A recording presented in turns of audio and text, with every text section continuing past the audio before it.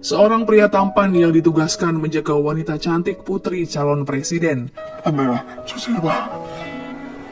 Selain menjalankan misi besar, ia juga ingin membalas dendam pada seorang pejabat yang menyebabkan kekasihnya tewas. Seiring berjalannya waktu, pria bernama JH justru menyukai Anna yang saat itu harus diasingkan ke luar negeri oleh ibu tirinya. Kisah dimulai dengan seorang gadis cantik bernama Anna yang tinggal di Biara, Barcelona sejak ia berusia 9 tahun, tepatnya semenjak kematian ibu kandung Anna. Di hari itu, Anna mendapat kabar jika ayahnya berada di Madrid untuk perjalanan bisnis, sehingga Anna nekat kabur. Dengan hanya menggunakan pakaian tidur dan tanpa alas kaki, Anna terus berlari hingga sampai di keramaian kota. Menjelang larut malam, Anna tiba di stasiun bawah tanah. Ia dikejar oleh beberapa pria yang akan membawanya kembali ke Biara. Di stasiun itulah Anna bertemu dengan seorang pria bernama JH dan meminta bantuan untuk diselamatkan. Anna saat itu yakin jika JH adalah orang Korea karena JH memahami bahasa yang Anna ucapkan. JH adalah seorang buronan yang saat itu mengalami luka di sekujur tubuh.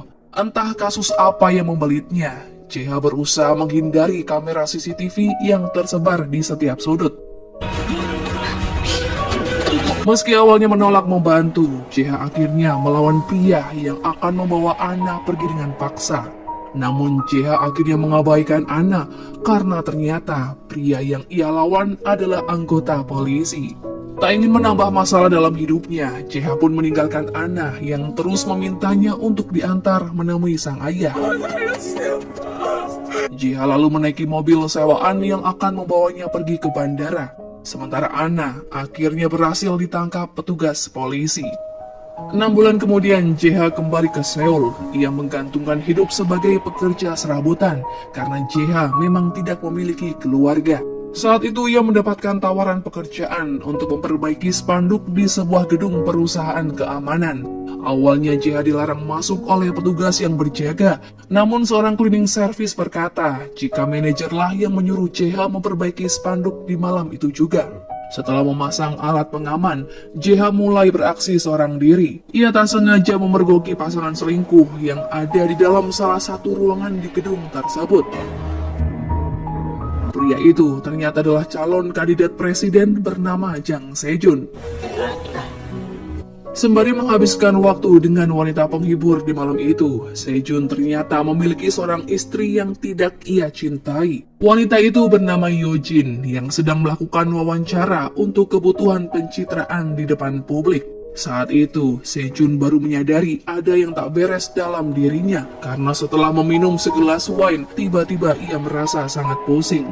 Di waktu yang bersamaan, perusahaan tersebut diserang oleh puluhan pria bertopeng. Ternyata kedatangan mereka ingin merekam skandal Sejun untuk membongkar kelakuan bejatnya sebagai pria hidung belang. Berada di waktu yang tidaklah tepat, JH melihat wanita cleaning service yang tadi membantunya turut menjadi korban kejadian di malam itu. Naluri JH pun tergerak untuk menyelamatkannya hingga ia nekat memecahkan kaca gedung menggunakan sebuah obeng. JH justru terlibat perkelahian dengan pria bertopeng yang sebenarnya tak ada urusan dengannya. Dalam waktu kurang dari setengah jam, komplotan itu pun berhasil dilumpuhkan oleh JH dengan tangan kosong. Keberadaan penyelinap di kantor itu pun akhirnya diketahui oleh para penjaga. Ia melaporkan situasi tersebut pada seorang ketua bernama Tuan Jo yang akan segera meluncur ke TKP. Mendengar suara sirene polisi, JH akhirnya kabur, begitu juga dengan komplotan yang tersisa. Rencana untuk merekam skandal Sejun di malam itu pun akhirnya dibatalkan. Melihat kemampuan JH dan nyalinya yang cukup besar untuk menolong cleaning service, membuat ketua Jo yakin jika pekerja tersebut bukanlah orang sembarangan. JH lalu mengemasi barang-barangnya di tempat tinggalnya karena yakin ia akan diburu setelah melihat wajah Sejun. Sementara Yojin harus terkena imbas dari ulah sang suami. Ia memerintahkan ketua keamanan JSS untuk membersihkan TKP seolah terjadi penyerangan kecil oleh pihak yang tidak dikenal. Namun adanya seorang tukang spanduk di malam itu membuat Hyojin merasa kepikiran dan ingin segera menyingkirkannya. 간판 Setelah mengecek CCTV, Ketua Jo sangat terkejut melihat tukang spanduk karena mirip dengan seseorang yang ia kenal. Ia menemui Direktur Cawan untuk segera menarik pasukan yang ditugaskan untuk menghabisi JH karena ia yakin pasukan tersebut tak akan bisa selamat. 라고 말하고 싶은 모양인데 말씀이 Ucapan Ketua Jo terbukti karena sebagian dari pasukan JSS yang dikirim mengalami luka yang cukup serius, namun JH tak sampai hati untuk menghabisi mereka. Malam itu, JH melarikan diri dan membuang HP-nya. Tak hanya skandal suaminya yang harus Hyojin tutupi, malam itu Hyojin juga dibuat pusing dengan kaburnya Anna dari biara. 또 도망을 쳤네요. Ternyata Anna adalah anak dari Sejun dengan wanita di masa lalunya. Sengaja Hyojin mengasingkan Anna ke luar negeri untuk melindungi citra Sejun yang akan maju dalam pemilu. Berpindah pada Anna yang saat itu kabur untuk kesekian kalinya. Karena berlari tanpa arah dan terus dikejar polisi, Anna nyaris tertabrak mobil saat ia akan menyeberang. Melihat sorotan lampu kendaraan di malam hari membuat Anna mengalami serangan panik. Ia teringat peristiwa 14 tahun silam saat wartawan menanyainya tentang kronologi kematian ibu kandungnya bernama Hyerin yang notabene seorang selebriti.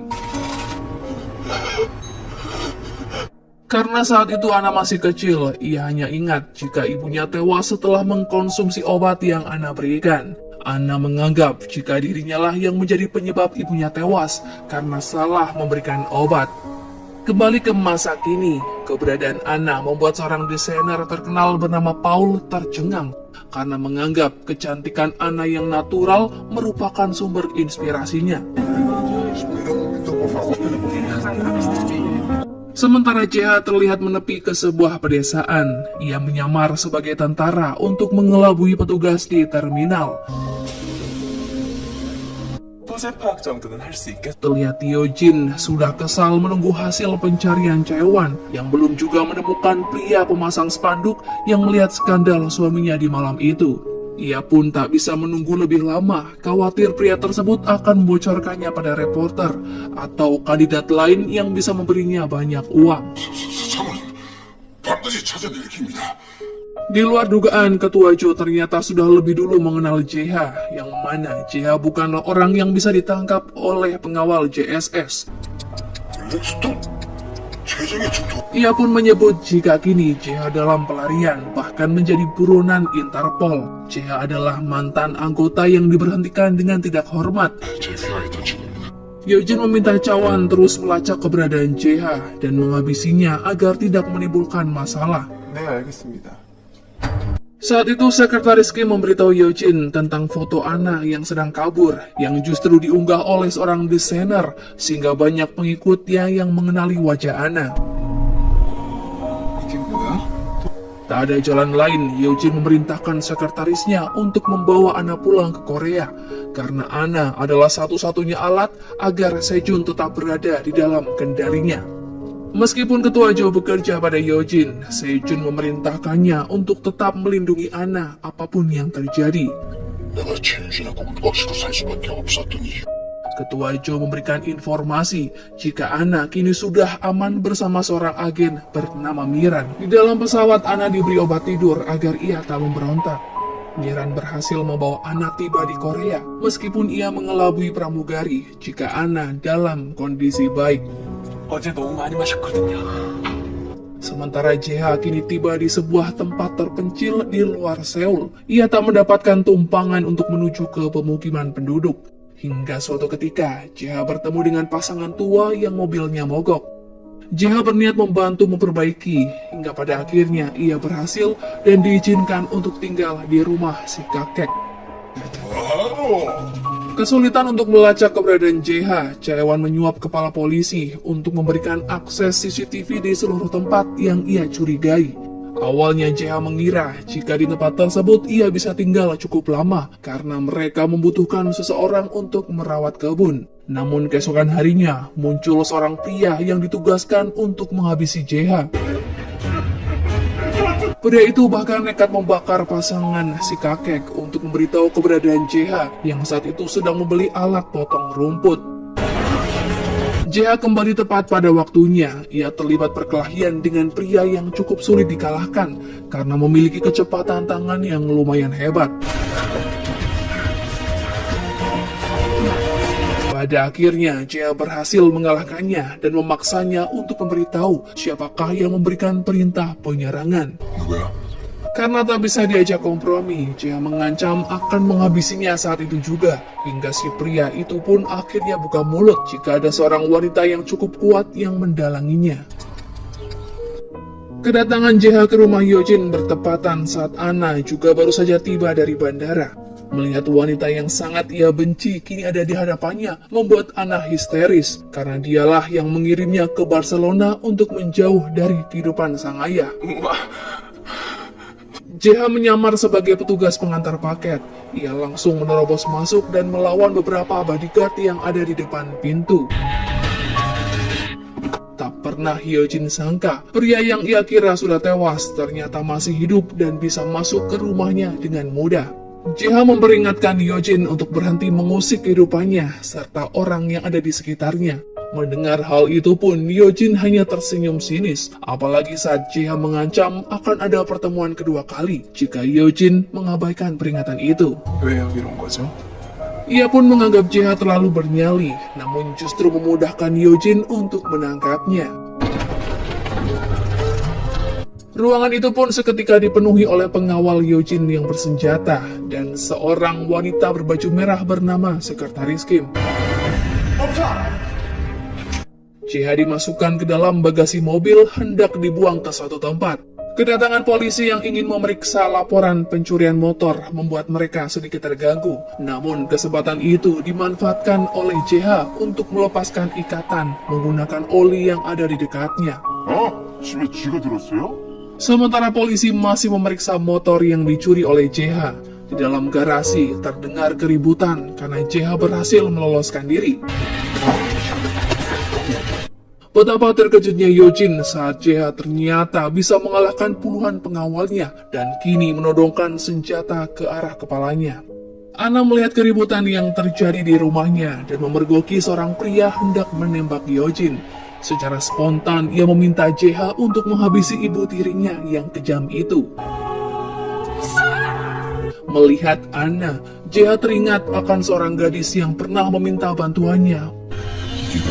Ia pun sadar ternyata ada pihak lain yang membenci Hyojin. JH menyandra Hyojin dan meminta kendaraan untuk melarikan diri.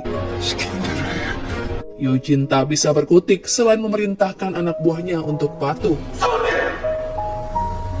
Sejun yang sedang dalam perjalanan mendapatkan kabar jika istrinya dalam bahaya. Alih-alih segera pulang, ia justru meminta Ketua Jo untuk menepikan mobil. Ia mengingatkan Ketua Jo mengenai tugas utamanya yang harus melindungi kandidat presiden. 전속력으로 밟아. Ia pun sangat terkejut lantaran Ketua Jo justru mengkhawatirkan kondisi Anna yang tanpa sepengetahuan Sejun kini ada di kediaman mereka. Setibanya di rumah, Sejun lega mengetahui Anna baik-baik saja. Ia enggan menemui putrinya, padahal Anna saat itu sangat berharap mendapat pelukan dari sang ayah. Polisi yang sedang berpatroli tak menyadari jika Hyojin dalam ancaman JH hingga mereka membiarkan JH karena dikira bagian dari pengawal Hyojin. 수고가 많으십니다. Hyojin berniat menawarkan sejumlah uang pada JH karena JH memiliki bukti rekaman saat Hyojin memberi perintah pada anak buahnya untuk menghabisinya. Beberapa saat kemudian muncul pemotor yang mengejar mobil Hyojin. Mereka berniat mencelakai mobil tersebut dengan meretas sistem kendali hingga tiba-tiba rem pun tak berfungsi. 내가 밟는 게 아니야. 차가 이상해. JH segera mengambil alih setir. Ia segera menjauh dari pemotor agar mereka tak bisa meratas. 오토바이 처리해 빨리.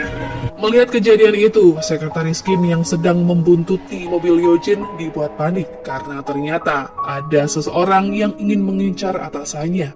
Sementara pengemudi motor tewas terlindas mobil yang ditumpangi oleh Sekretaris Kim. Sempat mobilnya terguling beberapa kali membuat Yojin tak sadarkan diri, sementara JH bisa keluar dari dalam mobil meskipun ia mengalami luka yang cukup parah. Melihat seorang wanita dalam bahaya tak membuat JH berpaling, ia berusaha mengeluarkan Yojin dari ambang maut, hingga beberapa detik kemudian terjadi ledakan yang cukup dahsyat. Melihat perjuangan JH menyelamatkan kehidupannya, Yojin memerintahkan anak buahnya untuk segera membawa JH ke rumah sakit. Apapun yang terjadi, ia tak akan membiarkan JH tewas. Keesokan harinya JH siuman. Sekilas flashback di masa lalu saat ia masih menjadi tentara di Irak. JH sempat menjalin cinta dengan penduduk lokal dan sempat mengajak gadis itu pindah ke Korea untuk menikah. Wanita cantik yang memiliki mata indah itu bernama Rania. JH terbangun dalam keadaan tangan dipasang gips dan kakinya terikat. 너 허튼 생각하지 마. Di sampingnya ada seorang pengawal yang meminta JH untuk tetap diam. Kasus kecelakaan itu pun sebenarnya mendapat perhatian dari polisi, namun kedatangan mereka dihalangi oleh petugas keamanan JSS. Polisi pun tak bisa berkutik lantaran CEO perusahaan tersebut adalah mantan komandan polisi. 니들 뭐니? Banyak sumber berita yang mengulas kecelakaan tersebut sebagai peristiwa teror terhadap keluarga calon presiden, sehingga hal itu pun perlu diselidiki lebih lanjut untuk menangkap pelakunya. Seorang reporter bahkan menggiring opini jika semua itu didalangi oleh pesaing Sejun bernama Park Kwon-so. 가장 경계해야 할 사람은 Ternyata Yojin berniat memperkerjakan JH sebagai pengawal pribadinya. Di ruangan berbeda, Ketua Jo menemui JH. Ia membuka semua ikatan yang ada di tangan dan kakinya karena dianggap terlalu berlebihan. JH mengenali Ketua Jo sebagai mantan atasannya di tentara Korea. Karena berhasil menyelamatkan Yojin, Ketua Jo membersihkan nama baik JH sebagai buronan. Ia pun memberikan identitas yang baru kepada JH. Ia mengajak JH bergabung dalam JSS sesuai permintaan Yojin. Sedikit ia menjelaskan mengenai JSS yang bukanlah perusahaan keamanan biasa, termasuk memberikan pengawalan terhadap kandidat presiden Jang Sejun. 정말요? Saat itu JH menolak tawaran tersebut karena ia tak tertarik untuk mengabdi pada negara. 국가를 조직한테. Terlihat adik tiri Yojin yang bernama Sungwon datang menjenguknya. Hubungan keduanya sepertinya tidaklah akur karena Yojin sebenarnya tak sudi jika Sungwon menjadi presidir perusahaan JB Group yang merupakan perusahaan peninggalan ayah mereka. Sejun harus berakting di depan para wartawan yang ingin mengetahui kabar sang istri. Yojin sengaja membuat penampilan Sejun berantakan agar ia bisa memainkan peran sebagai suami yang kurang tidur. Dengan air mata palsunya, Sejun sukses membuat wartawan iba dengan peristiwa yang menimpa Yojin. Sejun juga menyebut betapa besar pengorbanan sang istri yang rela meninggalkan pengaruh besar keluarganya hanya untuk menjadi istri politisi miskin seperti dirinya. 새로운 싸움을 시작하려 합니다. Sejun berkata untuk saat ini ia akan fokus pada kesembuhan Yojin. Ucapan itu pun membuat pendukungnya semakin yakin jika Sejun adalah presiden yang layak untuk dipilih karena sosoknya yang bijaksana. 생방뉴스에 삐지는 걸리는 거야? Kedatangan seorang kandidat presiden lain yang bernama Kwon-so membuat Yojin merasa gerah karena sebenarnya ia sudah curiga jika Kwon-so lah yang merencanakan penyerangannya semalam. Seusai bertemu dengan Ketua Jo, JH tak sengaja berada dalam satu lift bersama rombongan Tuan Kwon-so yang baru saja menjenguk Yojin. 아까 그 흰머리? Ia tak asing melihat pria itu karena pernah bertemu ketika JH menjadi tentara Irak beberapa tahun yang lalu.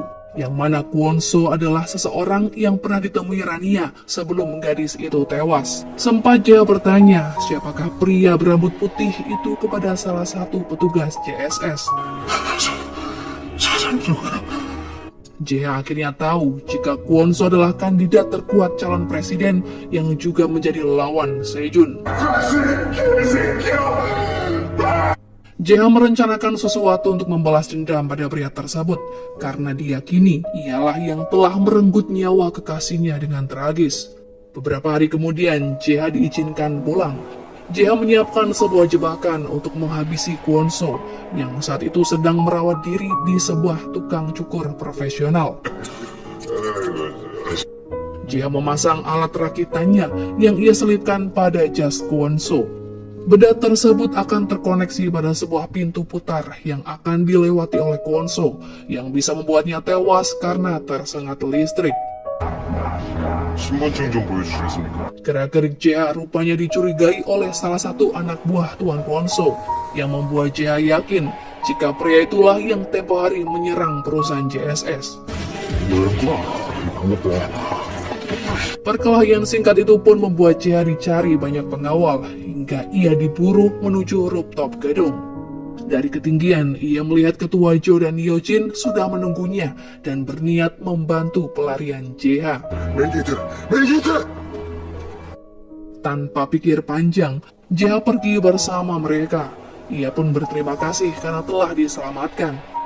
Setelah mengetahui jika JH ingin menghabisi Kwon-so, Yojin ingin mengajaknya bergabung karena keduanya memiliki musuh yang sama.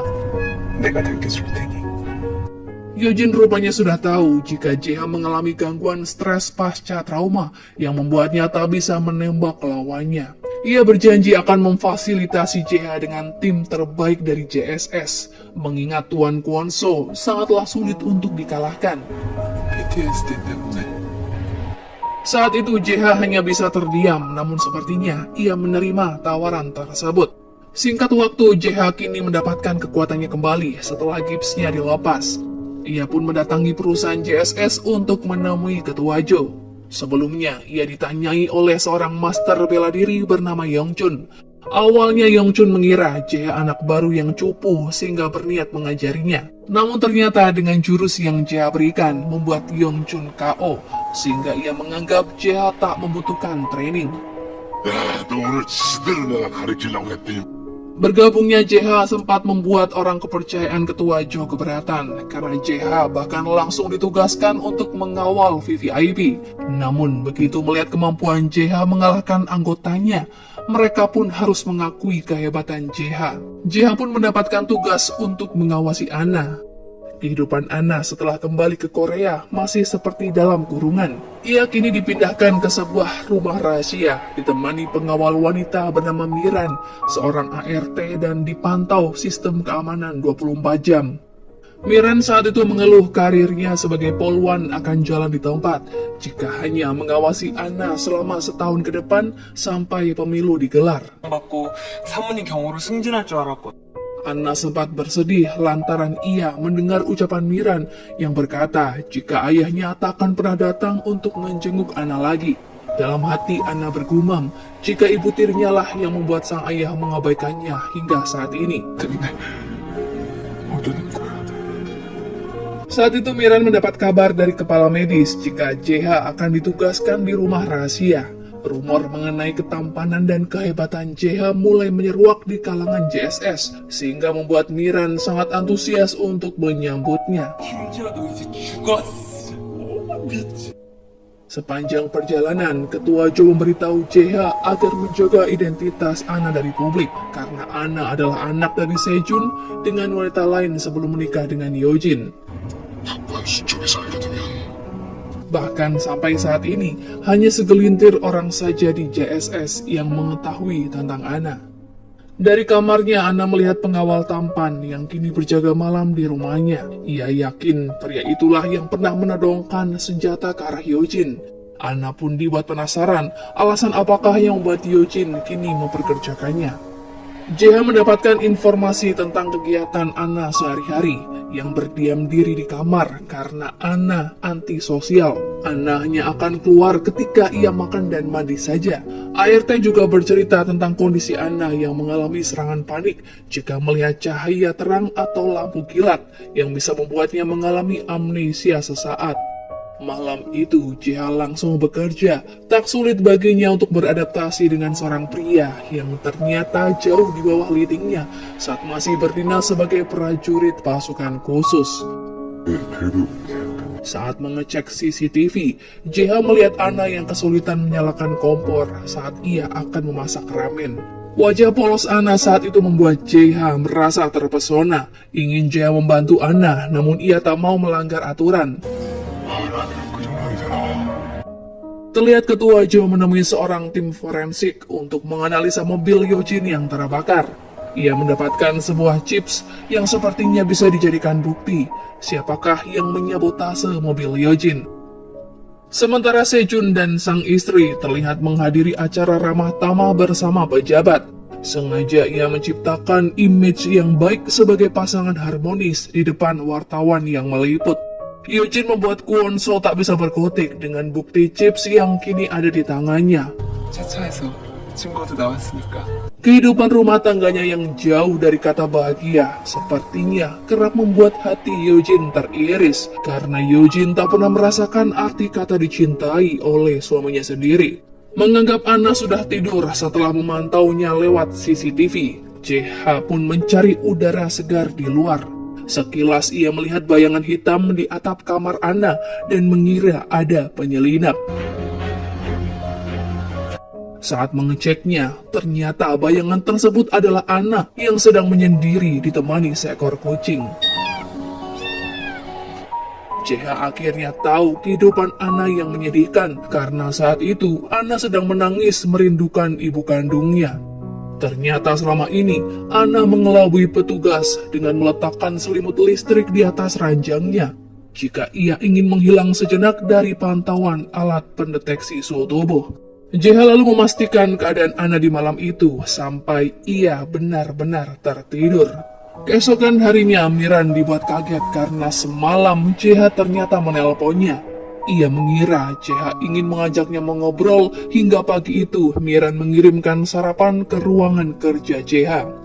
JH mendapatkan perintah dari ketua Jo untuk memantau kegiatan Kwon So menjelang kampanye.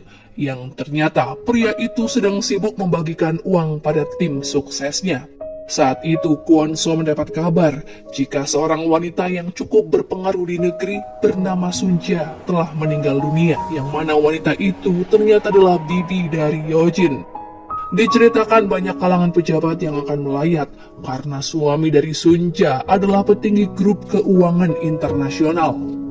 Kedekatan Yojin dan bibinya semasa hidup tak lain karena Yojin ingin mendapatkan saham perusahaan JB Group. Mengingat pentingnya acara pemakaman, ketua Jo mengirim pengawal untuk memastikan keamanan Yojin dan suaminya yang akan melayat. Namun ternyata pihak Will dan keluarga dekat menolak akses bagi orang yang tidak berkepentingan. 어? 상주 측의 요청이랍니다.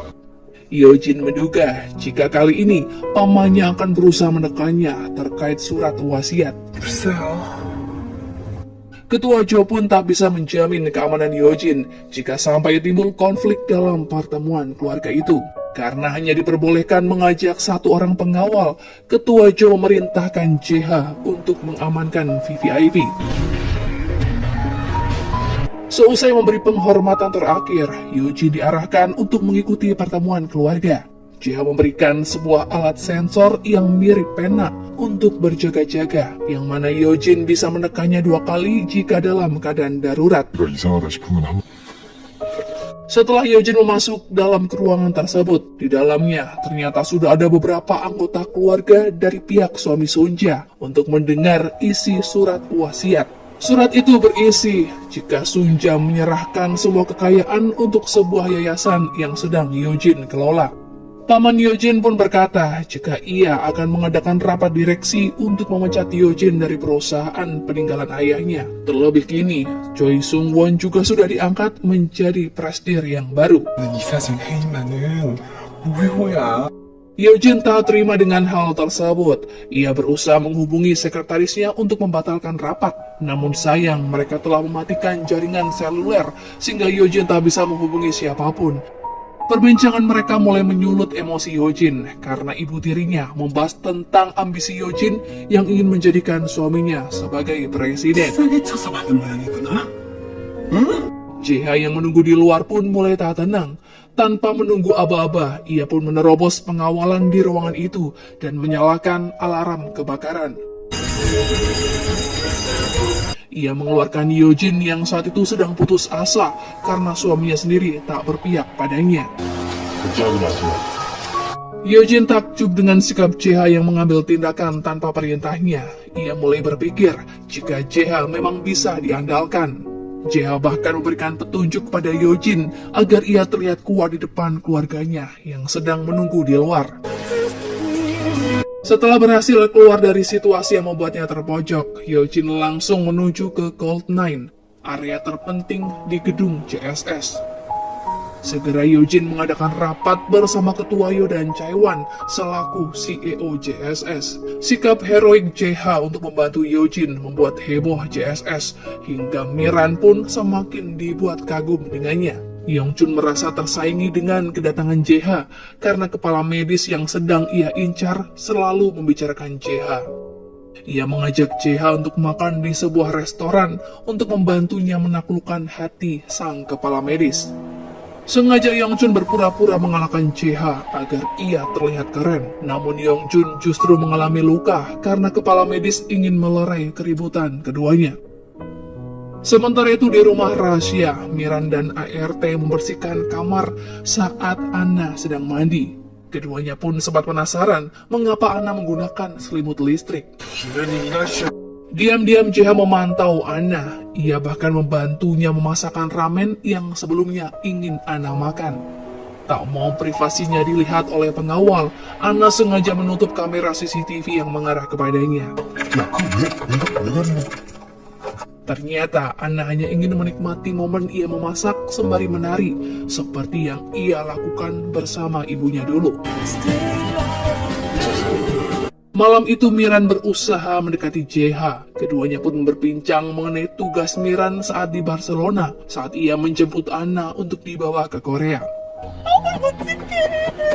Tiba-tiba JH mendapat panggilan dari Yojin agar ia datang ke Gold9. Tak sembarang petugas JSS bisa masuk ke area tersebut, sehingga Miran yakin jika kali ini JH akan naik jabatan. 알겠습니다. 예, 9층이요. 네. Setibanya di Gold9, ternyata area tersebut memiliki akses yang cukup sulit untuk dijangkau. JH menunggu Yojin sejenak yang saat itu sedang rapat bersama 3 orang kepercayaannya. Mereka ternyata mengumpulkan informasi rahasia dari rival dan orang-orang yang ingin Yojin singkirkan. 네. Yojin bertanya mengenai alasan JH memusuhi Kwon-so dan kehidupan JH selama menjadi tentara Irak. Yojin menjamin semua yang JH ceritakan di dalam ruangan tersebut akan menjadi rahasianya. JH pun baru tahu jika ruangan yang didominasi kaca tersebut menyimpan berbagai informasi yang ada di dunia. Kaca pintar yang ada di ruangan tersebut akan menjawab pertanyaan apapun yang JH ajukan, asalkan JH juga bercerita tentang jati dirinya. Yojin yakin jika ada suatu hal yang ingin JH selesaikan yang menjadi alasan kuat mengapa ia bergabung dalam JSS. JH mulai bercerita tentang kisah asmaranya dengan Rania, hingga suatu ketika Tuan Kwon-so datang ke markas mereka di Irak yang diduga menjadi penyebab Rania dihabisi. Dengan mata kepalanya sendiri, JH saat itu melihat Rania tewas bersimbah darah. Namun setelahnya, JH dibuat tak sadarkan diri karena ada orang yang memukulnya dari belakang. Setelah membuka matanya, JH justru dijebak sebagai pelaku yang menghabisi Rania dengan senjata yang ada di tangannya. Ia tak bisa membela diri sehingga terpaksa kabur setelah ditahan selama 1 minggu. JH bersembunyi bersama pengungsi Suriah untuk tiba di Eropa. 바꿔한 소리야. Menganggap ruangan tersebut bisa menjawab pertanyaan yang selama ini ada di dalam benaknya. Namun ternyata, informasi mengenai alasan Kwon-so datang ke Irak di hari itu tidaklah ditemukan. Mereka hanya bisa mengumpulkan data mengenai siapa saja yang berkumpul di markas, yang salah satunya memang benar ada Rania sebagai penterjemah bahasa Korea. Yojin menduga jika kedatangan Kwon-so ke Irak terkait senjata dan pembelian minyak ilegal. Meskipun akan menjadi anggota Gold9 yang merupakan pencapaian tertinggi para pengawal, JH menolak karena ia nyaman dengan pekerjaan dan tempat tinggalnya saat ini. Kepergian Jeha ke Gold9 membuat pengawalan di rumah Anna menjadi longgar di malam itu. Anna melihat siaran televisi yang memberitahukan kegiatan Sejun esok hari, yang mana Sejun akan mendatangi sebuah gereja bersama istrinya. 아얀동성당? Anna yang merindukan ayahnya pun berencana untuk kabur demi menemui Sejun. Saat Miran lengah, Anna memasukkan obat tidur di dalam tehnya dan mengambil kartu akses serta perangkat keamanannya. Keberadaan Anna yang menggunakan pakaian kerja Miran membuatnya bebas keluar dari rumah rahasia. Pengawal yang berjaga di dalam mobil mengira Miran akan pergi ke minimarket. Menjelang pagi, Anna berhasil lolos menggunakan taksi. Ia langsung menuju ke rumah yang pernah ia tinggali bersama mendiang ibunya, yang kini sudah berpindah tangan. Seorang pria yang memiliki studio dekat rumah tersebut mengenali Anna sebagai Putri Hyerin karena ada foto Anna bersama sang ibu yang terpampang di studio tersebut. Dari situlah Anna mengetahui jika ART kepercayaan ibunya kini ada di panti jompo. Sementara JH kini sudah kembali ke rumah rahasia. Ia mendapati Miran sedang tertidur pulas di saat Anna tak ada di kamarnya. Menghilangnya Anna diketahui oleh ketua Jo, namun ia belum memberitahukan hal ini pada Yeojin.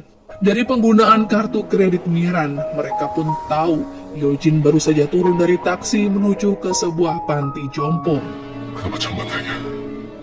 Mereka segera melakukan pengejaran di saat Anna akhirnya berhasil bertemu dengan seorang wanita parubaya yang merupakan bekas ART-nya.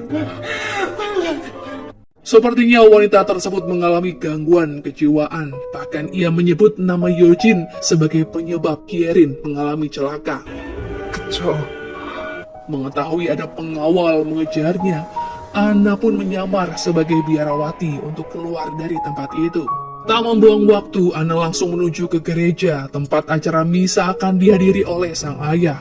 Tampak Tuan Kwon-so juga datang ke gereja tersebut.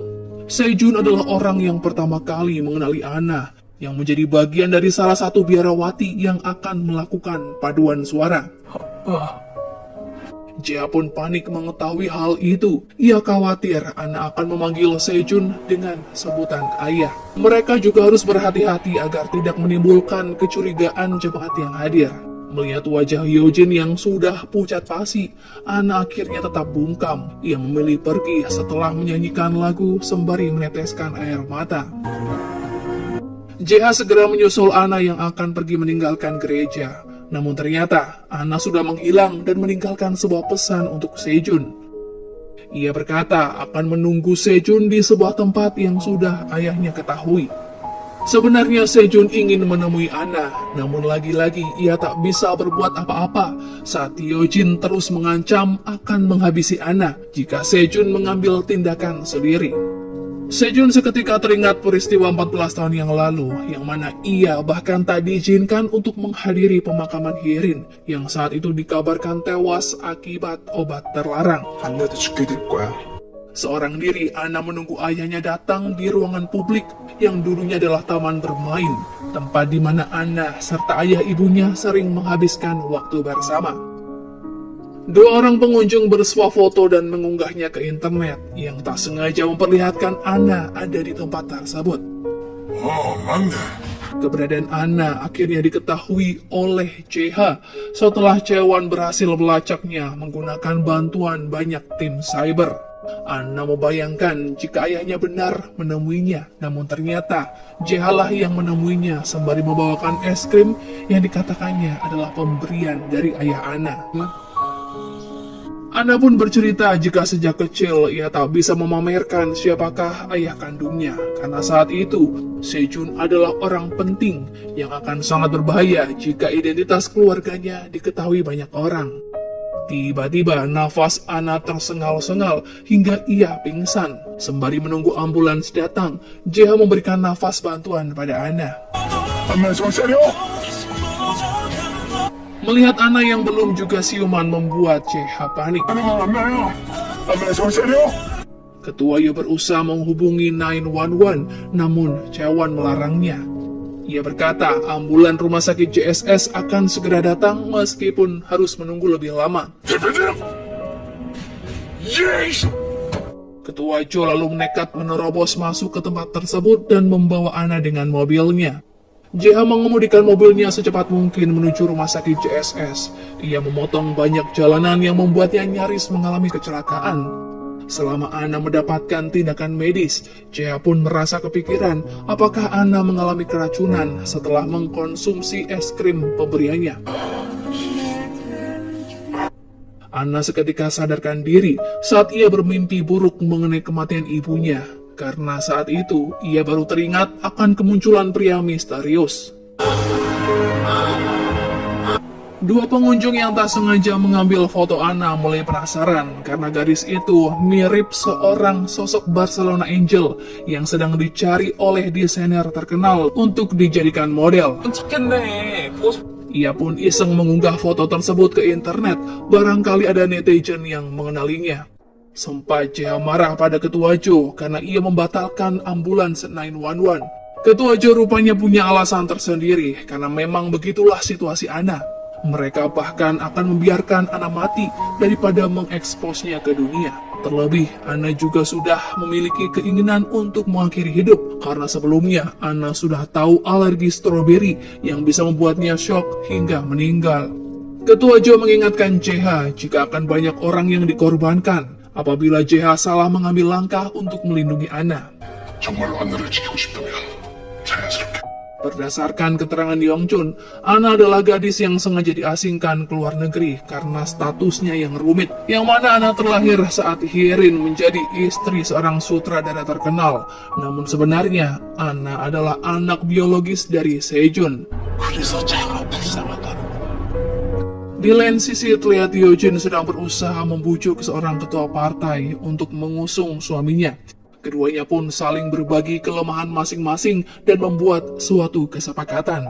Tindakan Yojin itu sepertinya sudah diketahui oleh Kwon-so. Yojin menyempatkan diri menjenguk Ana, namun kedatangannya justru membuat hati Ana terasa sakit karena wanita itu menyebut Sejun tak peduli lagi dengan Ana yang hanya bagian dari masa lalunya. 그것도 아주 부담스러운 과거일 뿐이야. Namun yang paling membuat Ana terpukul karena Yojin terus menyudutkannya atas kematian Hyerin.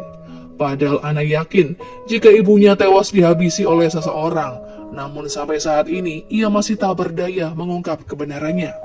Melihat Ana terus diintimidasi oleh Yojin, JH pun merasa kasihan.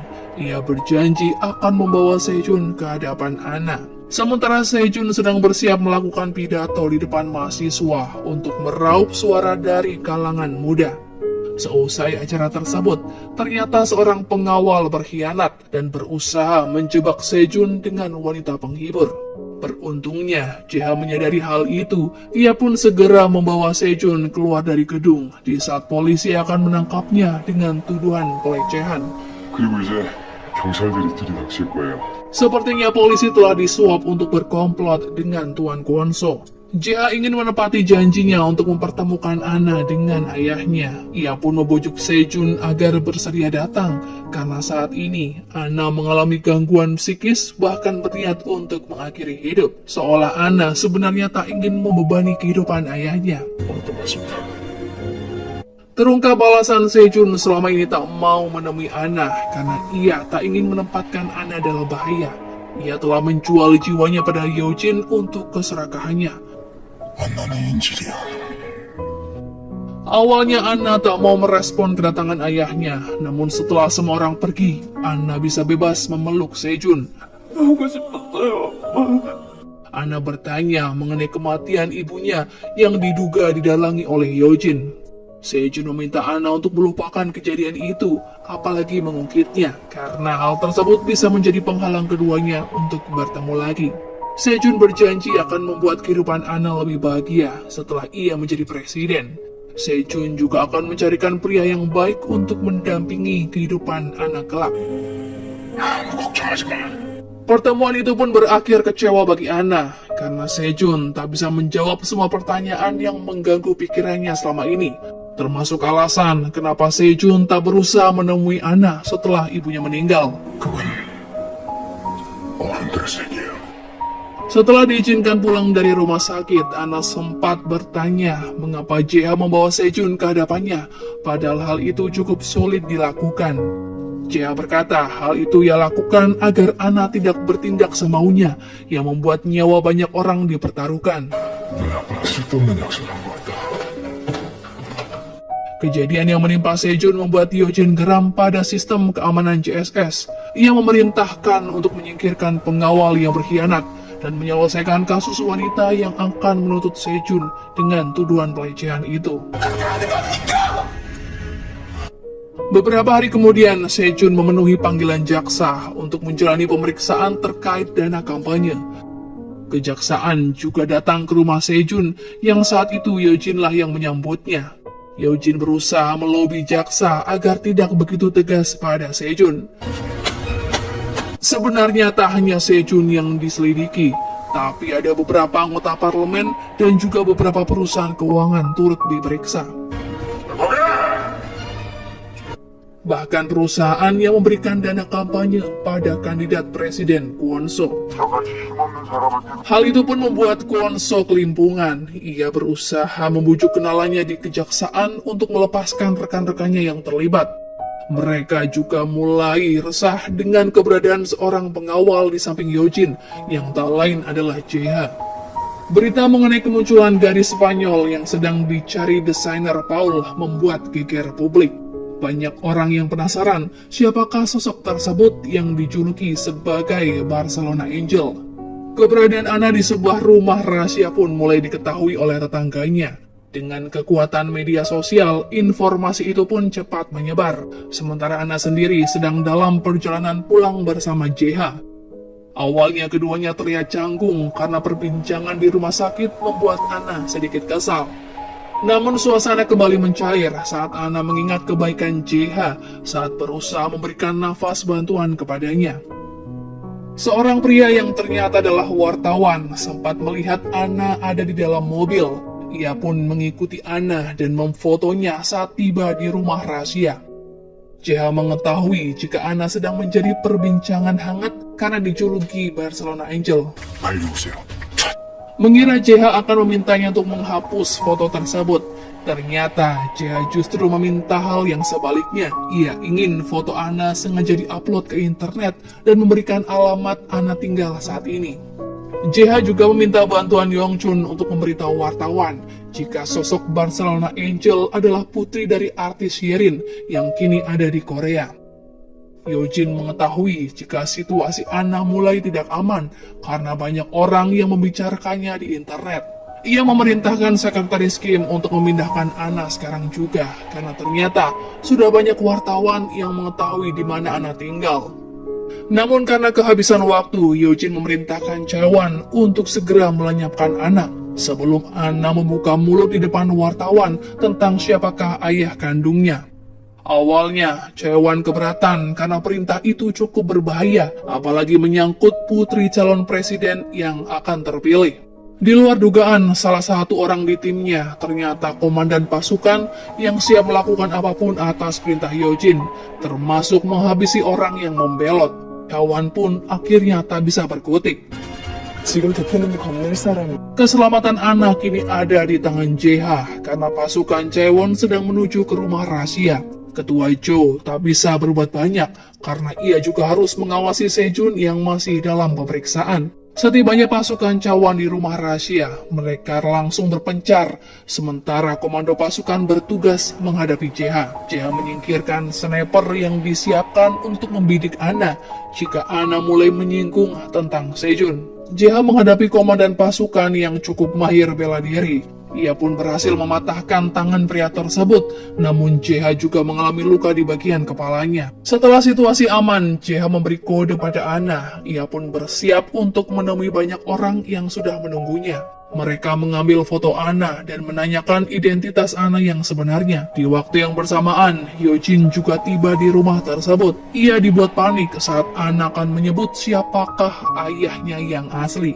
Ana mengaku jika ia memang pernah berada di Barcelona, namun Ana adalah orang asli Korea yang merupakan putri dari artis Yerin. Pada akhirnya Ana mengaku hal yang membuat Hyojin merasa lega karena ia berkata ayahnya adalah seorang sutradara ternama yang sudah meninggal.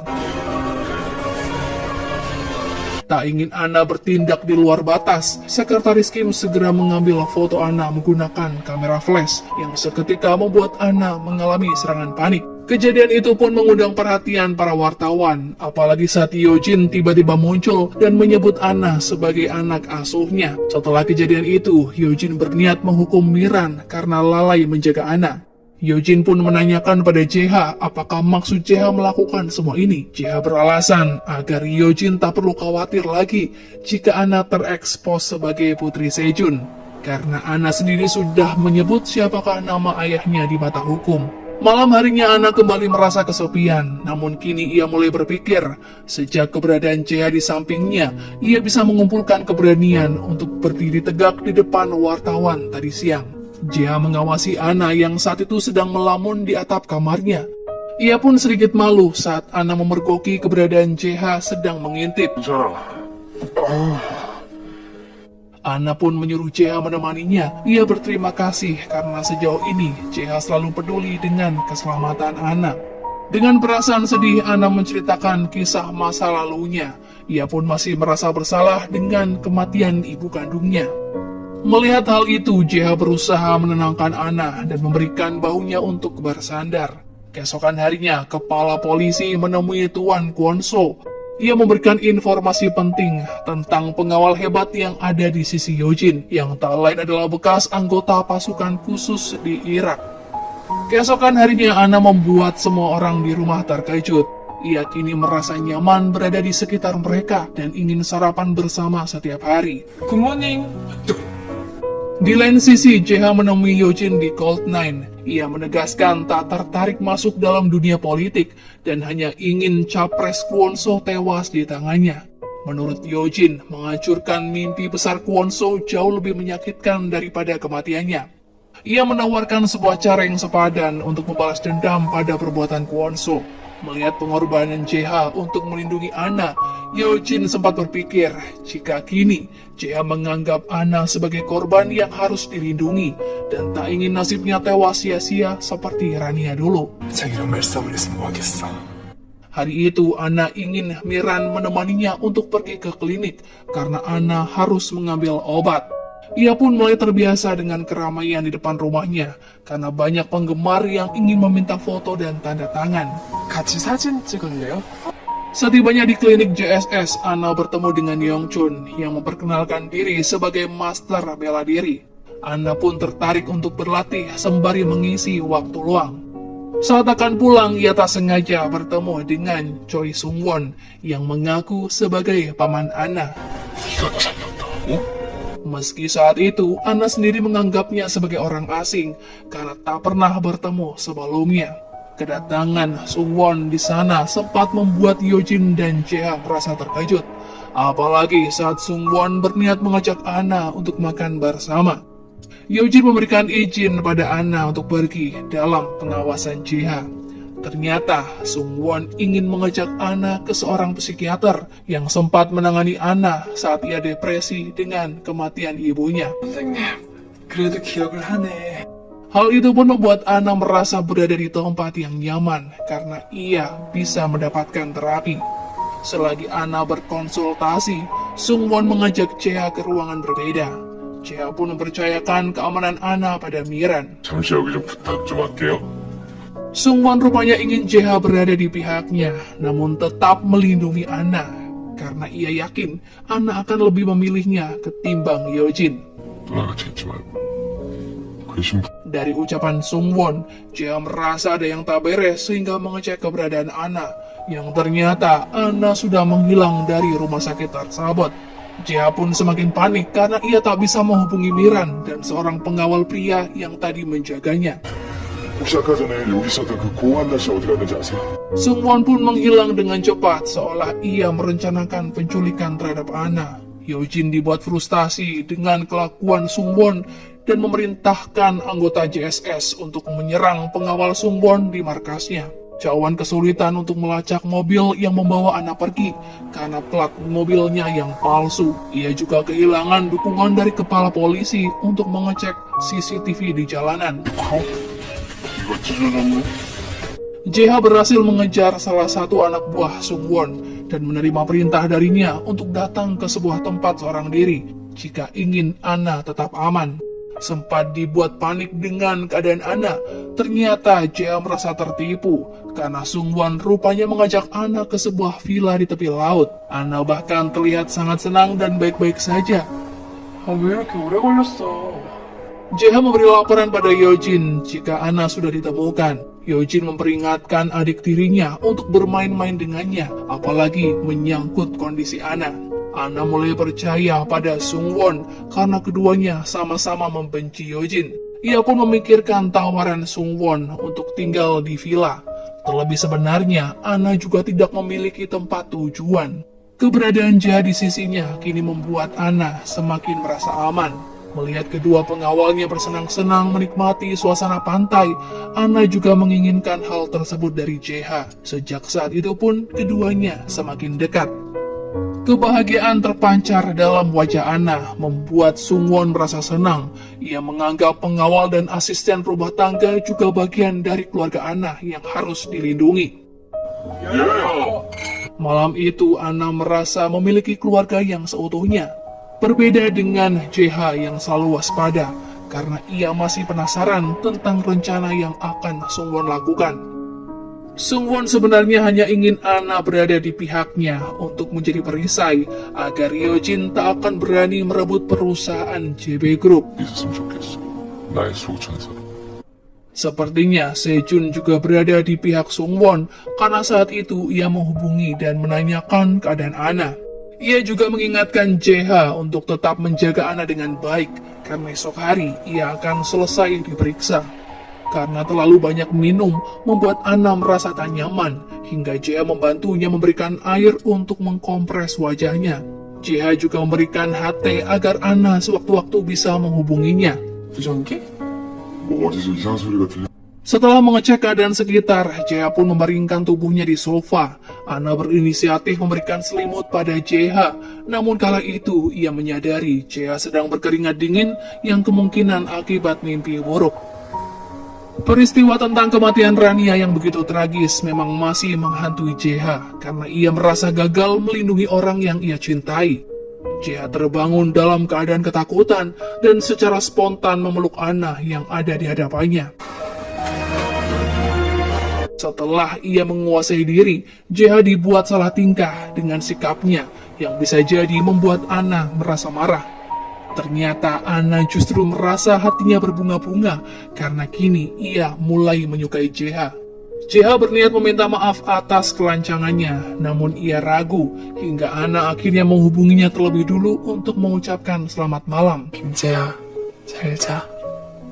Keesokan harinya, Ana merias wajahnya dibantu oleh Miran. Miran sepertinya sudah mengira jika JH dan Ana sedang dilanda kasmaran. Ana bahkan tak segan bercerita jika ia dan JH sudah berciuman saat JH memberikan nafas bantuan padanya. Ana mengirimkan foto dirinya yang terlihat menor pada JH dan sedikit menggodanya lewat sambungan telepon. Mengira JH sedang berada di rumah, nyatanya JH justru sedang dalam perjalanan ke Seoul untuk menemui Yojin. Pada akhirnya, Yojin dibuat jengkel karena Sungwon seolah menyandera Ana di vilanya, mengingat kini belum ada kabar kapan Ana akan pulang. Sementara Ketua Jo tak yakin jika Sungwon akan menggunakan Ana sebagai perisai dari serangan Yojin. Dugaan Ketua Jo rupanya benar adanya, karena saat itu Sungwon terlihat mengungkapkan kasus kematian Herin kepada Ana. Mengetahui hal tersebut, Ana nekat datang ke acara wawancara Yojin di sebuah stasiun TV.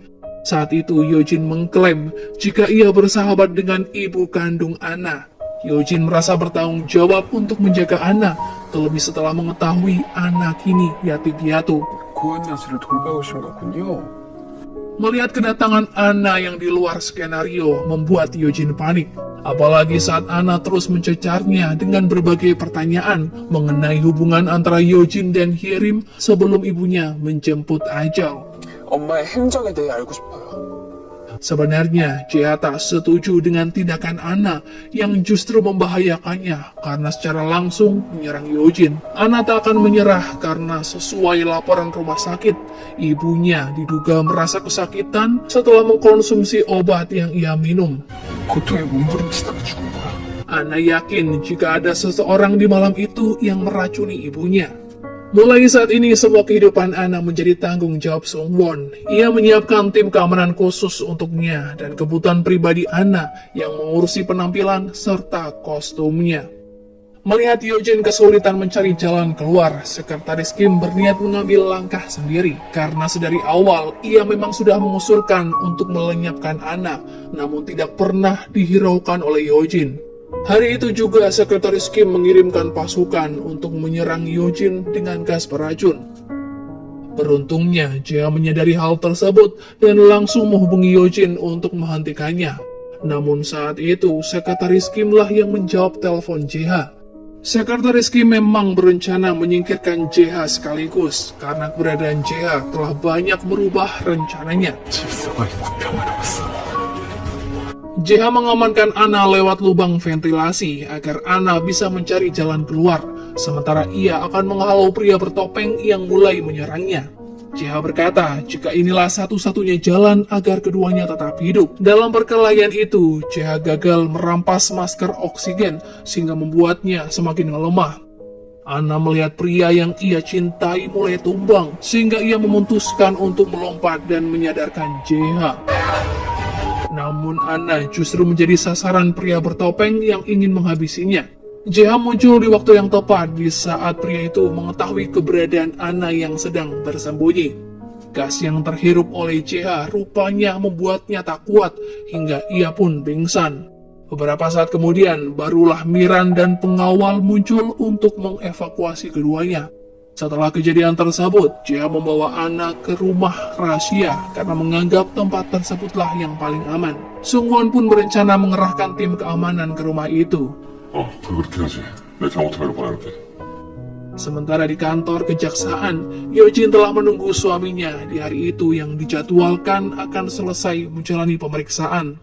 Di luar dugaan, ternyata Kwon-so sudah mempersiapkan rencana untuk membuat Sejun ditahan lebih lama karena masih ada hal yang harus diselidiki. 이 같은 우리배가 Terlihat Kwon-so sedang merayakan keberhasilannya untuk menjegal Sejun masuk dalam partai dengan kasus tersebut. Sementara Yojin dan Chaewan berencana menghabisi Kwon-so, mereka akan mengirim JH dengan tim terbaik. JH menerima tugas tersebut meski Anna terlihat keberatan untuk melepas kepergian JH. Namun JH berjanji ia akan pulang dalam keadaan hidup. JH mengajukan sebuah syarat yang mana jika ia berhasil menghabisi Kwon-so, maka Yojin harus menyerahkan nyawa Sekretaris Kim kepadanya. Sepertinya JH menyimpan dendam pada wanita tersebut karena telah lancang mengirim pembunuh bayaran tanpa seizin Yojin. 먼저 박권 세복을 Terlihat Yojin sepertinya juga menaruh hati pada JH karena ia ingin JH tetap hidup dan membatalkan misi jika memang situasi semakin sulit. 왜 이러세요? Kondisi yang sebaliknya justru sedang direncanakan Sekretaris Kim. Ia memberi perintah pada kepala pasukan untuk melenyapkan JH jika mereka gagal menghabisi Kwon-so. 헬프도 참 Kwon-so mengetahui jika Yojin berencana menyerangnya di malam itu karena ada informasi dari seorang kepala polisi. Ia yakin bahwa serangan tersebut akan terjadi di rumahnya. 그래. 오늘로 끝내지. 이번 선거. Padahal JH dan tim JSS akan menyerang Kwon-so di tempat persembunyian. Kwon-so tiba di tempat persembunyian. Ia tak menyadari jika adanya penyusup dalam tim keamanan mereka. 먹었습니다. Hingga terjadi baku tembak antara JSS dan anak buah Kwon-so. JH akhirnya berhadapan dengan Kwon-so setelah ia berhasil mengejarnya yang saat itu akan masuk ke dalam ruangan bawah tanah. Saat itu nyawa Kwon-so sudah berada di ujung tanduk karena JH memiliki peluang besar untuk menghabisinya. Namun tiba-tiba JH mengalami trauma hingga ia tak bisa menghabisi seseorang. JH pun menembakkan pistolnya ke arah atas yang membuat Kwon-so sangat ketakutan. Kwon So lalu membuat kesepakatan dengan JH untuk membebaskannya. Ia pun menawarkan sejumlah uang agar JH berubah pikiran. JH pun menelpon Yojin untuk membuat kesepakatan itu. Yojin meminta Kwon So membebaskan suaminya di kantor kejaksaan yang diketahui sedang menjalani pemeriksaan atas semua tuduhan yang sudah diatur oleh Kwon So. Komandan pasukan yang awalnya diberi perintah oleh Sekretaris Kim akhirnya batal untuk menghabisi JH. Ia tersentuh dengan sikap JH yang tadi menolongnya ketika terdesak oleh baku tembak. Sementara Yojin akhirnya mengetahui jika Sekretaris Kim berusaha mencelakai JH. Ia memperingatkan Sekretaris Kim untuk tidak berbuat macam-macam terhadap JH dan melakukan hal yang memang ia kuasai saja. 내가 너를 죽이게 하지 마. JH akhirnya kembali ke rumah rahasia dengan selamat. Kedatangannya pun disambut bahagia oleh Anna yang langsung memeluknya karena kini keduanya sudah menjadi sepasang kekasih. Setelah misi tersebut, JH dan anggota JSS lain mengadakan makan bersama. Bahkan Anna ikut bergabung dengan mereka dan terlihat bersenang-senang. Sejun akhirnya masuk ke dalam partai yang sama dengan Kwon So. Di hadapan publik, keduanya pun berpura-pura akur, namun di belakangnya, kedua belah pihak saling menyerang. Sementara Anna dan Sungwon muncul bersama di makam Hyerin. Di sana muncul banyak wartawan untuk meliput acara peringatan kematian Hyerin. 정말 쏙 빼닮았을까? 비유를 하... Tampaknya mereka datang atas permintaan Sungwon yang ingin memperlihatkan pada publik bahwa ia sangat peduli pada Anna. Bahkan setelahnya, Sungwon mengajak Anna menemui seorang napi yang diketahui adalah saksi kasus pembunuhan Hyerin. Pria itu mengaku di malam Hyerin terbunuh, ia hanya berniat untuk merampok. Namun ia melihat orang lain masuk ke rumah Hyerin dan menghabisinya. Orang tersebut tak lain adalah Yojin. 올랐다더니 Kabar itu pun membuat Sungwon merasa lega karena hal itu akan menjadi senjata untuk menyingkirkan kakak tirinya. Namun di hadapan Anna, Sungwon berusaha bersikap tenang, seolah ia hanya berusaha menolongnya. Sungwon bahkan meminta Anna untuk tidak melaporkan apa yang mereka lakukan kepada JH. Tentu saja Sungwon takut jika JH akan mengetahuinya yang bisa menghancurkan rencananya itu. Suatu hari muncul artikel yang menyebutkan jika Anna sebenarnya adalah anak kandung Yojin bersama sang sutradara. 딸이었어? Hyerim yang tahu kebenaran itu pun berusaha memeras Yojin, hingga Yojin tak ingin terseret dalam masalah dan memutuskan untuk menghabisi Hyerin. Tentu saja, orang yang merilis artikel tersebut adalah Sungwon. Hal itu ia lakukan karena ingin menjatuhkan Yojin, namun tetap berusaha melindungi Jang Sejun, yang saat itu akan maju menjadi calon presiden Korea. 말을 설마 이런 말도 안 되는 누명을 씌우겠어? Akhirnya media pun menyorot masalah ini, bahkan Yojin didesak untuk menjalani pemeriksaan. Di saat seperti itulah, Yojin pun masih bersandiwara dan berpura-pura menjalani perawatan di rumah sakit. Melihat situasi ini, JH memutuskan untuk menemui Yojin. Ia pun bertanya apakah Yojin benar-benar telah menghabisi Hyerin.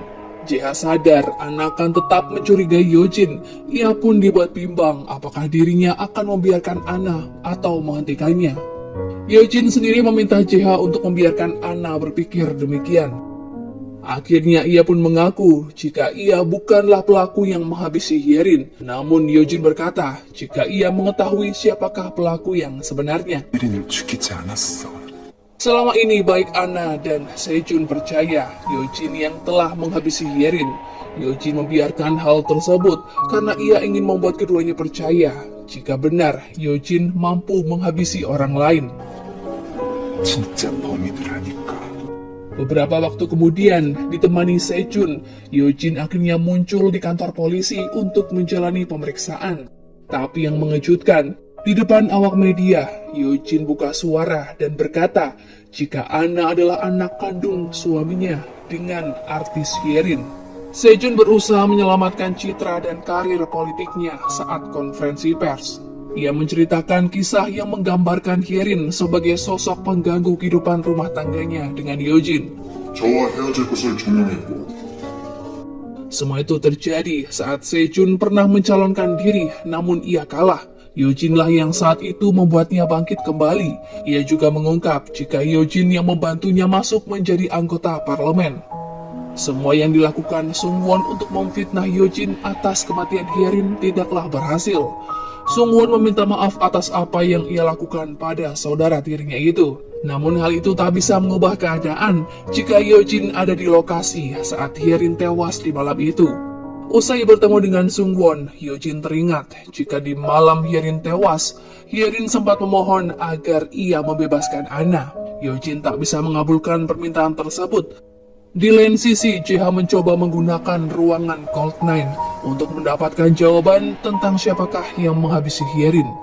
Yojin memberitahu Anna tentang kemungkinan ia bisa menjadi putri presiden jika Anna tetap bungkam. Bahkan Anna juga bisa menjadi pemilik JB Group dan bisa membalas dendam saat ia sudah mendapatkan warisan.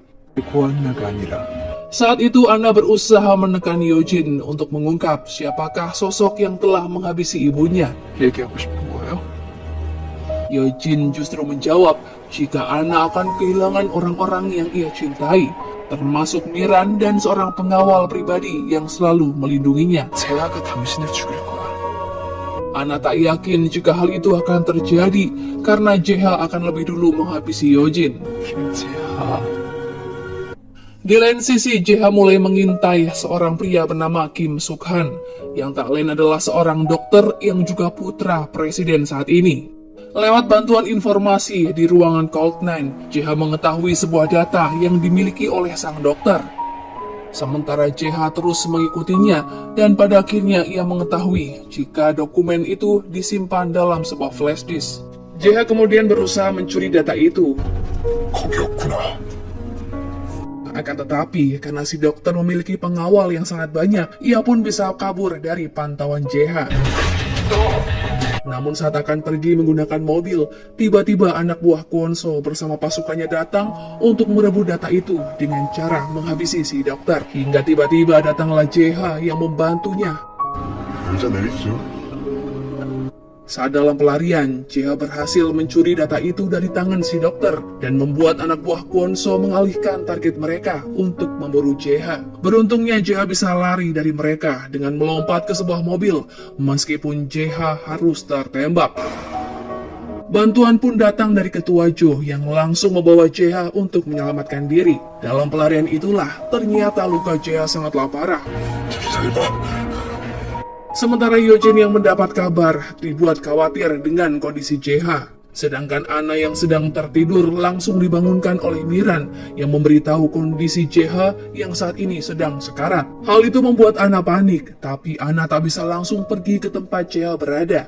Di lain sisi, Kwon-so merasa dirinya dalam ancaman. Ia menyuruh si kepala polisi bawahannya untuk segera datang ke JSS dan mengambil alih ke lantai Cold Nine. 범인 수색을 명분으로 Yojin yang mengetahui JH sudah tiba di JSS menyuruh ketua Jo untuk membawa JH ke lantai Cold Nine karena kemungkinan buruk bisa saja terjadi.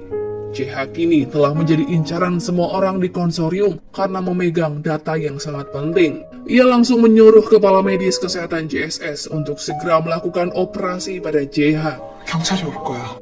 Di lantai atas, kepala polisi kemudian datang untuk menggeledah kantor JSS. Namun ia tak bisa mencapai Cold Nine karena ruangan itu sangat rahasia. Tapi dirinya berhasil menemukan server dari ruangan kaca dan langsung melaporkan penemuannya pada Kwon-so. Hal itu pun membuat Kwon-so merasa sumringah karena ia berhasil mendapatkan kaca ajaib milik Yojin yang sangat canggih. Saat kepala polisi bersama anak buahnya, tiba-tiba dirinya mendapat panggilan yang menyuruhnya untuk segera mundur. 아 예, 대표님. Ternyata orang yang menelpon adalah si dokter yang merasa berhutang budi pada JH karena JH telah menyelamatkannya karena si dokter adalah anak sang presiden. 운이 좋으십니다, 선배님. Mendengar hal itu membuat Kwon-so sangat terkejut karena rencananya kembali gagal. Sementara Yojin langsung menyuruh Chaewon dan semua bawahannya untuk mencari data di tempat JH terjatuh. 그리고 Akan tetapi, ketua Jo bersama bawahannya tak berhasil menemukan apa yang mereka cari. Di lain sisi, Anna akhirnya tiba di kantor JSS. Ia meminta untuk bertemu dengan JH. Mengingat lantai 9 sangat rahasia dan hanya bisa diakses oleh orang tertentu saja, Anna pun tidak semudah itu bisa menemui JH. Saat itu Anna melihat Yojin dan langsung memohon kepadanya. Namun Yojin justru menyuruh Anna untuk segera pulang. 한 번만 만나게 해달라고. 제가 한 번 만나게. Dengan terpaksa, Anna menyebut Yojin dengan sebutan ibu. Ia pun langsung bersujud di hadapan Yojin dan memohon agar bisa dipertemukan dengan JH. Yojin yang melihat tindakan Anna merasa tersentuh, apalagi mengingat kemungkinan besar yang akan terjadi jika JH bertemu dengan Anna. Yojin akhirnya menuruti keinginan Anna, ia pun bisa masuk ke lantai Coldman. Setibanya di Coldman, Yojin kembali meminta Anna untuk segera pergi setelah melihat JH. Karena menurut Yojin, hal itu adalah yang terbaik untuk keduanya. Karena jika terus bersama, maka identitas JH yang sekarang menjadi incaran akan terbongkar. 대통령 아들 살인 미수를 경찰이 잡힐 테니까. Hal itu pun membuat Anna memahami dengan keadaan JH dan tanpa pikir panjang, ia setuju dengan ucapan Yojin. Dengan perasaan sedih, Anna menemui JH yang masih tak sadarkan diri. Ia pun mengucapkan salam perpisahan. Beberapa hari berlalu, Sejun yang baru tahu hal itu pun menanyakan pada Yojin tentang keadaan Anna. Yojin menjawab jika dirinya kali ini tidak menyembunyikan Anna, sebab Anna memilih pergi atas keinginan sendiri. Yojin berkata, kali ini ia akan membahagiakan Anna dengan caranya sendiri. 자기 엄마는 기억도 나지 않게. Sejun yang mendengar hal itu pun masih tak percaya dengan perkataan Yojin. 난 안나 그 아이. Sementara para pejabat terlihat sangat gusar karena data rahasia mereka sudah tak lagi ada di tangan si dokter. Hingga saat dalam pertemuan, mereka masing-masing mendapat pesan dari Yojin yang menyapa mereka.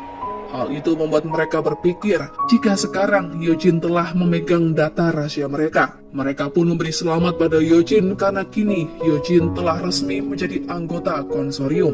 Namun kini mereka malah mengajaknya untuk bergabung, padahal Yojin sendiri belum berhasil menemukan data yang dicuri oleh JH. 메모리 내용 공개. Akan tetapi, Sungwon diam-diam merencanakan sesuatu yang buruk. Ia mengajak Park Kwon-so untuk membantunya mengambil alih ruangan kaca milik Yojin. Meskipun Kwon-so awalnya menolak, sebab di sana ada JH, orang yang sangat hebat. Sungwon berkata jika JH sedang terluka dan tak mungkin bertarung karena kondisinya yang masih lemah. 그럼 원수가 날 것 같은데. Beberapa saat kemudian JH pun tersadar. Ia bertanya kepada kepala medis karena merasa Anna kemarin datang menemuinya. Kepala medis pun berkata jika memang Anna datang untuk menjenguk JH. Mendengar kabar itu, JH menyuruh cermin ajaib untuk memperlihatkan video ketika Anna menghampirinya. Seketika JH pun menangis melihat Anna yang sangat bersedih melihat kondisinya saat itu. Mengetahui JH telah sadar, Yojin pun segera datang dan bertanya di manakah data yang selama ini mereka cari. JH berdalih jika dirinya mencuri data tersebut bukanlah untuk Yojin. 너가 뺏은 게 아니야. Yojin yang mendengar hal itu bertanya tentang alasan JH tak mau memberikannya. JH menjawab jika perusahaan Yojin sama-sama akan terlibat dengan para pejabat. Karena menurut JH, Yojin tak akan berani mengekspos hal itu ke media, yang membuat Yojin tak bisa berkata apa-apa mendengar ucapan itu. 그걸로 박관수를 무너뜨리지 못할 거예요. Melihat sikap Yojin yang seolah tak berani kepada JH, pemimpin JSS yang saat itu ada di ruangan pun langsung mengajak Ketua Cho untuk memilih pemimpin baru, ketimbang melayani Yojin yang mulai tidak berkuasa. Hal itu membuat Ketua Cho sedikit curiga pada pimpinan JSS. 이제 생각이요. 아니. Benar saja, ternyata pimpinan JSS sudah berkomplot dengan Sungwon yang telah bersiap bersama pasukan Kwon-so untuk menyerang kantor JSS. Bahkan, Chaewon langsung melumpuhkan keamanan kantor JSS tanpa sepengetahuan Yojin. Hal itu pun membuat Sungwon bisa leluasa masuk ke kantor JSS bersama anak buah Kwon-so. Setibanya mereka di kantor Coldman membuat Yojin terkejut. Ia tak menyangka hal itu akan terjadi di saat kondisi JH yang baru siuman dan tak bisa berbuat apa-apa. 2시간이면 충분하지. Sungwon yang merasa jika dirinya akan berhasil merebut Coldman mengancam Yojin jika ia tak memberikannya saat ini, maka seluruh gedung JSS akan diledakkan. 저 폭탄이네.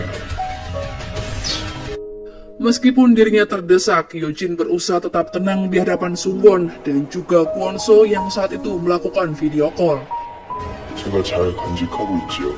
JH pun memiliki sebuah rencana dengan berpura-pura mengkhianati Yojin. Ia berkata, jika Yojin belum memegang data yang mereka cari, bahkan data tersebut masih ia simpan di tempat yang aman. Hal itu membuat Kwonso menyuruh JH untuk keluar dari sana dan menyerahkan data tersebut kepadanya.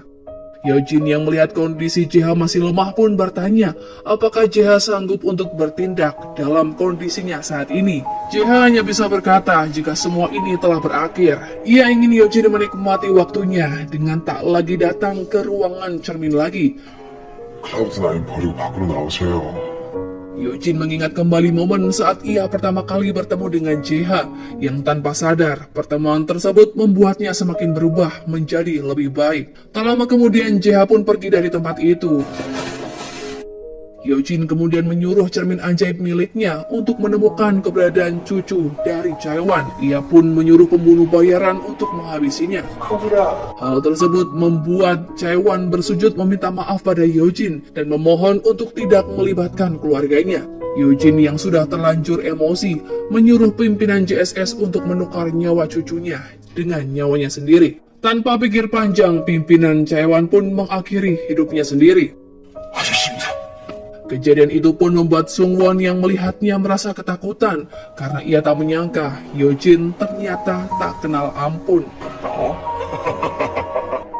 Sementara JH dengan kondisi yang masih terluka mengambil data yang ia sembunyikan. Melihat hal tersebut, Kwonso yang mengawalnya langsung menyerang JH dan mengambil data itu. Tiba-tiba Ketua Jo datang dan menolong JH. Ia pun membawanya ke dalam mobil yang di sana sudah ada Sejun.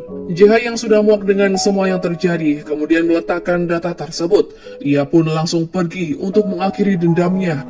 Setelah mendapatkan data tersebut, Sejun langsung menghubungi para anggota konsorium untuk mengajak mereka bertemu karena dirinya memegang data yang sedang mereka cari. Kwonso yang mengetahui hal itu pun menyuruh bawahannya untuk mencari JH dan Anna karena menurutnya dengan menahan Anna maka Sejun akan bersedia menukar flash disk itu. Anna sendiri terlihat akan berangkat ke Spanyol.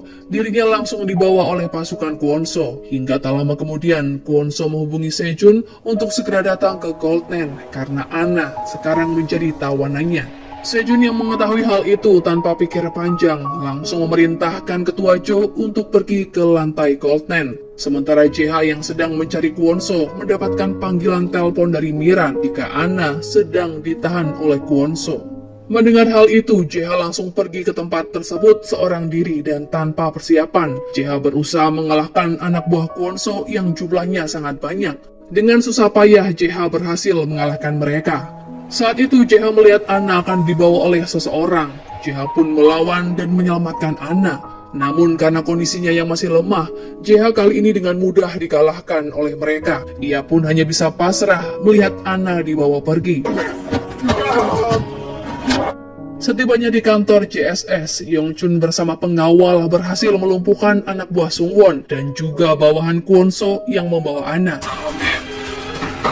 Namun di momen tersebut, Anna kemudian menyadari jika Yongchun adalah orang yang pernah datang ke rumahnya ketika insiden yang menewaskan ibu kandungnya. Hal itu pun membuat Anna ketakutan melihat Yongchun. Ia pun justru pergi meninggalkan Yongchun yang berniat menolongnya. Kembali pada JH, meskipun dirinya sudah terlihat akan dikalahkan, namun dengan rasa cintanya serta tekad yang kuat untuk menyelamatkan Anna, JH kembali bangkit untuk berjuang mengalahkan bawahan Kwonso. Hingga pada akhirnya, JH seorang diri mampu mengalahkan mereka yang membuat bawahan paling terkuat Kwonso meminta ampun. JH lalu menanyakan kemanakah Anna dibawa pergi. Pria itu berkata jika mereka akan membawa Anna ke Goldman. Berpindah di Goldman, Sungwon rupanya tak mengetahui jika bom yang ada di sana tak bisa dijinakan. Ia justru terlihat santai dan memaksa Yojin untuk menyerahkan Goldman serta kaca ajaib miliknya. Hingga tak lama kemudian, Sejun datang ke kantor JSS. Yojin melarangnya untuk datang ke Goldman karena terlalu berbahaya. Namun Sejun yang sangat mencintai Anna tak peduli dengan perkataan Yojin. 기자, 이게 어떻게 된 겁니까? Sungwon yang mendengar jika saat ini Sejun datang ke Coldman karena Ana ditawan oleh Kwon-so membuatnya merasa di atas angin karena ia berpikir jika Sejun yang memiliki data akan menuruti keinginannya. Dengan tertatih-tatih, JH akhirnya tiba di markas CSS. Ia melihat Ana sedang dikejar oleh bawahan Kwon-so dan langsung bergegas menyelamatkannya. Dengan kondisi yang sudah kelelahan, JH lagi-lagi harus menghadapi anak buah Kwon-so hingga salah satu dari mereka pun berhasil menawan Ana dan menyuruh JH untuk menyerah. JH kemudian memberikan isyarat pada Ana untuk melakukan kode keamanan yang pernah ia ajarkan dulu. Hingga dengan cara itu, JH berhasil mendorong anak buah Kwon-so yang sedang menawan Ana. Di Cold9 akhirnya Sejun datang dan langsung masuk ke ruangan kaca untuk berbicara dengan Yojin, yang mana Yojin masih bersikeras agar Sejun kembali pada impiannya sebagai presiden. Terlebih ia pun sudah memiliki data yang sedang dicari oleh anggota konsorium. Namun Sejun berkata jika dirinya tak mau menjadi presiden jika Yojin tewas, karena impiannya untuk menjadi presiden adalah untuk lebih berkuasa dibandingkan Yojin. Yojin pun akhirnya buka mulut. Ia berkata jika sebenarnya dirinya bukanlah pelaku yang menghabisi ibu Ana. Kembali pada Ana yang sedang membawa JH ke ruangan kesehatan, di mana asisten Yojin langsung menarik Ana dan menyuruhnya untuk pergi ke Cold9. Setibanya di sana, si sekretaris Kim terluka hingga seorang berhasil menawan Ana agar dirinya bisa masuk ke dalam ruangan cermin. Sungwon meminta pada Sejun untuk segera memberikan data yang ia bawa, tapi Yojin menyuruh Sejun untuk tidak melakukannya, yang membuat Sungwon merasa emosi.